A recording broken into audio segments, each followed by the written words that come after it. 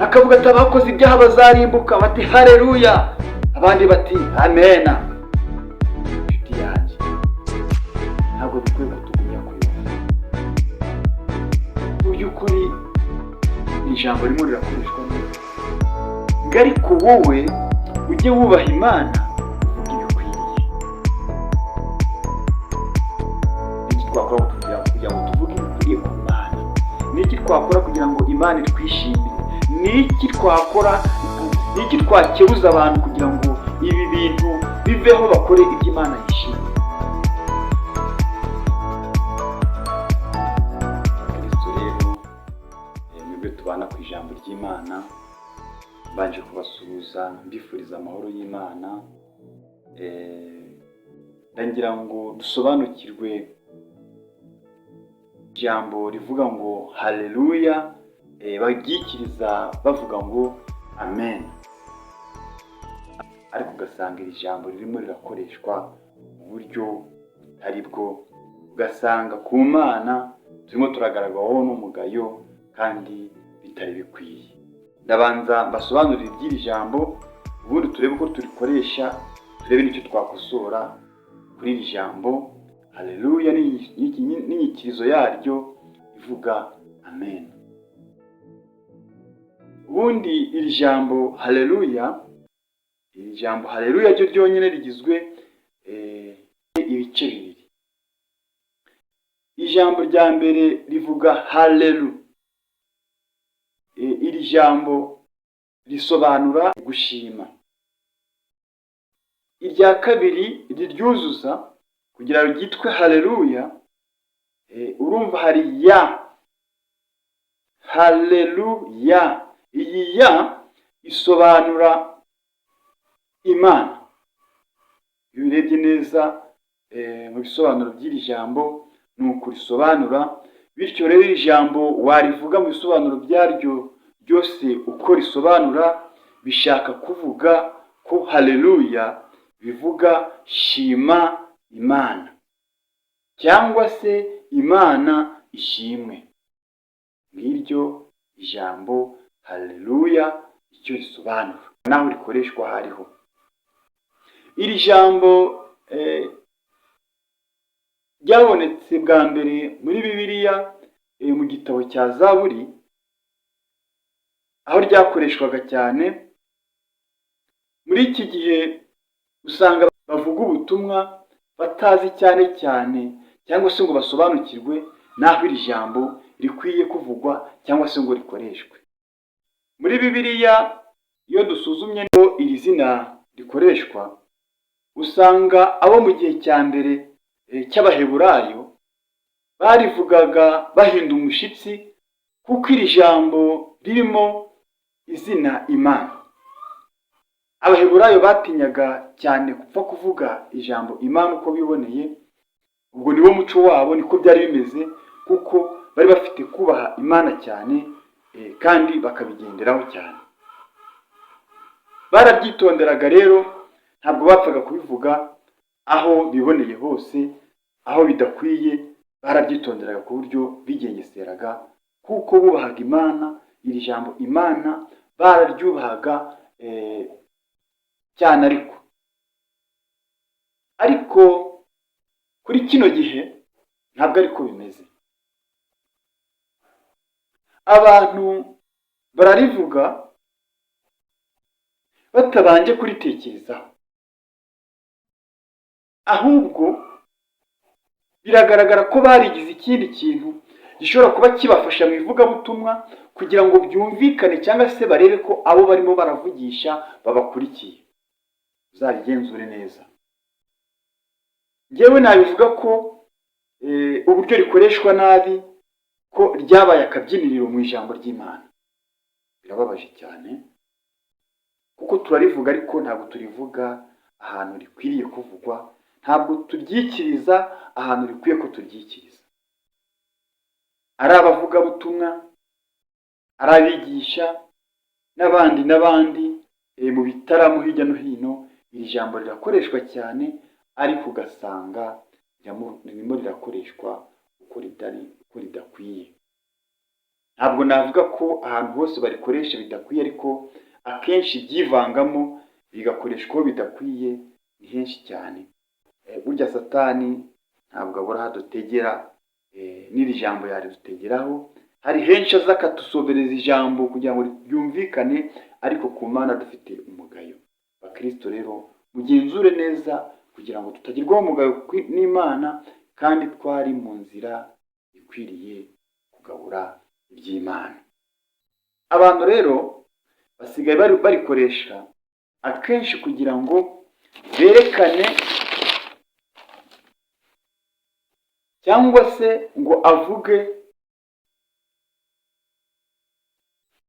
navuga haleluya bakamwikiriza, yumve ko ibyo ari kuvuga birimo birumvikana neza, ariko iyo bamwikirije aba yumva ko biri kumvikana neza. Ibi bitumye ijambo haleluya muri iki gihe cya none ryarabaye iritanga morali mu nsengero, kandi bidakwiye. Abenshi baryifashisha barivuga, aho umuvugabutumwa arivuga ngo haleluya, bakamwikiriza ngo amena. Mu by'ukuri muri we ashaka kubabwira ati mwakurikiye, ariko si uko biri. Nabo bakamwikiriza ati amena, kuri we akumva ko bamubwiye ngo yego turakumva, ariko si byo. Ubundi amena isobanura ngo bibe bityo. Amena isobanura ngo bibe bityo. Byumvikane niba twabonye ngo haleluya birasobanura ngo Imana ishimwe, uryikiriza nyakuri aravuga ngo amena bisobanura ngo bibe bityo. Nicyo riba rishatse kuvuga iryo jambo mu by'ukuri. Imana ishimwe, bibe bityo koko ishimwe. Turaza kureba noneho rikoreshwa, twumve koko niba tuba turi kuvuga ngo Imana ishimwe, ibyo tuba tuvuga batwikiriza niba biba bihamya kuko uko iri jambo risobanura. Mu gitabo cy'umubwiriza igice cya 5 umutwe w'amagambo aravuga ngo iby'Imana bikwiriye kwitonderwa. Ni mubwiriza ibice 5:6, ntugakundire akanwa kawe gucumuza umubiri wawe, ngo kuko Imana yarakarira ijwi ryawe ikarimbura umurimo w'amaboko. Ese ahari aho twaba tugira gushishoza, twaba tugiye kuvuga iby'Imana cyangwa tugiye kuvuga ijambo ryayo, ahari aho hari ubwitonzi tugira, hari ugushishoza tugira ku byo tuvuga. Bakristo rero duhumurizanye kandi dukomezanye, kuko mu ijambo ry'Imana nga ari ugabura ijambo ry'Imana n'urigaburirwa bakwiye kuba bamwe kandi bagahuza. Dukwiye kwitonda, tukareba ibyo tuvuga, tukareba ibyo dukora, tukareba ibyo twita ngo ni amavuta turimo. Turavuga twungikanya amagambo ngo ni amavuta, tukavuga ibidakwiye, tukikiriza ibidakwiye. Ku murongo wa 7 ngo nk'uko mu nzozi nyinshi ngo harimo ibitagira umumaro byinshi, no mu magambo menshi niko bimeze, ariko woweho uje wubaha Imana uvuga ibikwiriye. Haleluya. Mu by'ukuri aba bantu bagaragara ngo nk'abariho amavuta,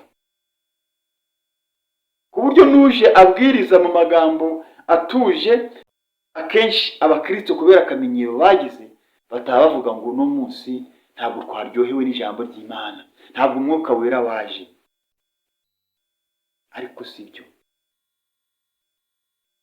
Umwuka wera yaje ahindura imitima yanyu, kuko iyo wahindutse rwose uhindukira guhugura abandi, ntabwo uhindukira kugaya. cyangwa se ngo ukore ibidakwiye. Ko uje wubaha Imana uvuga ibikwiriye. Haleluya. Uzakurikire neza, umwe uvuga yungikanya amagambo, haruza akavuga ati abakoze ibyaha bazarimbuka, bati haleluya, abandi bati amena. Nshuti yanjye, ntabwo bikwiye ko tugumya kuyoba. Mu by'ukuri iri jambo ririmo rirakoreshwa neza. Undi akongera ati abakozi b'ibibi bagiye kuzarimbuka, bashyirwa mu muriro waka, baka umuriro n'amazuku, bati haleluya, abandi ati amena. Birababaje ni ukuri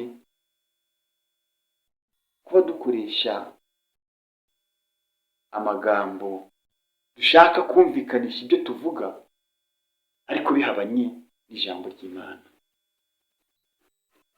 Birababaje cyane. Kristo, niba wumva hari uko bitagenze neza kuri wowe, wigarure kugira ngo Yesu Kristo atubone nk'abanyabwenge, yo kutubona nk'abapfapfa. Nakwibaza iriya haleluya abateye amaze gusobanura neza ko inkozi z'ibibi zigiye kurimbuka, yangiza agatera haleluya bakikiriza. Ese mu by'ukuri Imana ishimwe bibe bityo ko inkozi z'ibibi zirimbuka?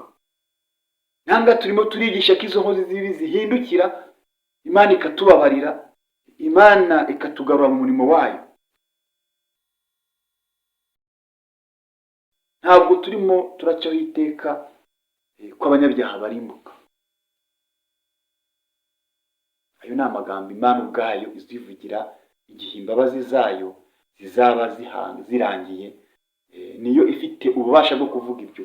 Ariko mu gihe ijambo ry'Imana rikigenda rigikwirakwira hino, ntabwo turimo turabwiriza abantu ko barimbuka, ahubwo turababwiriza ko bagaruka, ahubwo tukabakeburira kubabwira ko igihe kizagera abakomeje gutyo umujinya w'Imana uzabageraho. Ariko ntabwo dukwiye kuvuga ngo ni haleluya, ni amena ko umujinya w'Imana ubageraho. Dukwiye kubagarurira kugira ute? Kuva mu bibi barimo bagakiranuka. Kristo rero, dukore nk'abashimwa n'Imana, twe kwihazaho ibyubahiro byo gushimwa no kumvikanisha ibyo tuvuga, kandi ku Mana ari umugayo gusa. Niba usanze ijambo warikoreshaga nabi, kwiyegeranya n'Imana ukatura, kuko ni icyaha mu bindi. Niba usanzwe nawe uryikiriza mu buryo butari bwo, ni ukwiyegeranya n'Imana ukatura, kuko nibyo bidukwiriye. Kristo, naha dusoreje, ariko ukuri kuduhamemo ko kugabura iby'Imana kandi bikwiriye kwihanisha abantu, atari byo kwikuza, atari byo kumvikanisha ijambo byumvikane ko twarivuze byatambutse, ariko turimo turagirwaho n'umugayo n'Imana. Byaba biteye agahinda, biteye impungenge ku nzira twaba turimo turaganishamo abantu turimo turabwiriza. Kadusenge. Uwiteka mu Mana yacu, Data, ni ngombwa ko tuvuga ibi kugira ngo dusobanukirwe kandi duhugure abenshi dushobora kuba turi kugendera mu bintu tutazi ibyo ari byo. Turakwinginze rero utugarurire kumenya, utugarurire kugusobanukirwa neza, kugira ngo n'ibyo tuvuga bivuge ibyawe kandi tuvuge tubwirijwe nawe. Ngaho komeza utuyobore mu ijambo ryawe, kandi uturinde no mu bihe byose no mu byo tuvuga, mu izina rya Yesu Kristo umwami wacu. Amen.